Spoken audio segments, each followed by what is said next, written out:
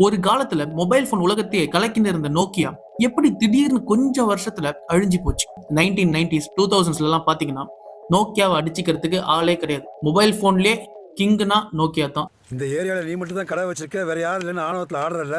அந்த மாதிரி ஒரு பிராண்ட் 2007ல எவனாவது வந்து நோக்கியா இன்னும் கொஞ்ச நாள் அழிய போகுதுன்னு சொன்னா உலகத்துல எவனுமே நம்பி இருக்க மாட்டான். அந்த அளவுக்கு சேல்ஸ் ஒரு வருஷத்துல கோடிக்கணக்கான மொபைல்ஸ் சேல்ஸ் பண்ணுச்சு. சரி, அப்போ எப்படி அந்த கம்பெனி அழிஞ்சிச்சுன்னு கேட்டீங்கன்னா அதுக்கு முக்கியமான ஒரு காரணம் smart phone. Okay, smart phone வந்ததுனால இவங்க இந்த பேசிக் மாடல் போன் பட்டன் மொபைல்லாம் வச்சதுனால அவங்களுக்கு வந்து சேல்ஸ் ஆகலையான்னு கேட்டீங்கன்னா அப்படிலாம் கிடையாது. 2007லயே நோக்கியால ஸ்மார்ட் போன் இருந்துச்சு. ஆனா அதுல இந்த பிசிக்கல் கீபோர்டு வச்ச ஸ்மார்ட் போன் இருந்துச்சு. இப்போ நம்ம யூஸ் பண்ற மொபைல் எல்லாம் ஸ்கிரீன்லேயே கீபோர்டு வருது, அந்த மாதிரி கிடையாது.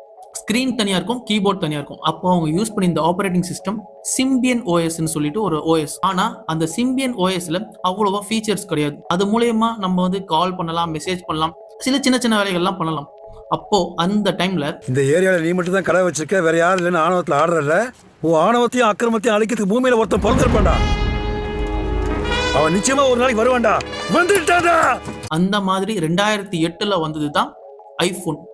ஐபோன் ஓஎஸ்ல மாடர்ன் ஆப்ஸ் ஃபீச்சர்ஸ் எல்லாமே அதுல இருந்துச்சு. ஆனா அந்த சிம்பியன் ஓஎஸ்ல அது எதுவுமே கிடையாது. சரி, 2008ல ஆல்ரெடி ஒரு ஆப் வந்துருச்சுன்னு பார்த்தா 2009ல கூகுள் கம்பெனி ஆண்ட்ராய்டு இன்ட்ரடியூஸ் பண்றாங்க. ஆண்ட்ராய்டும் எல்லா மாடர்ன் ஆப்ஸும் சப்போர்ட் பண்ணுது. நோக்கியா நினைச்சிருந்தா ஆண்ட்ராய்டு கூட கொலாபரேட் பண்ணியிருக்கலாம்.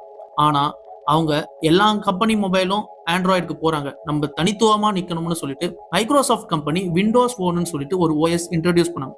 அவங்க அது கூட கொலாபரேட் பண்ணாங்க. ஆனா அதுல பெருசா ஃபீச்சர்ஸ் எதுவுமே கிடையாது, மாடர்ன் ஃபீச்சர்ஸ் எதுவுமே கிடையாது.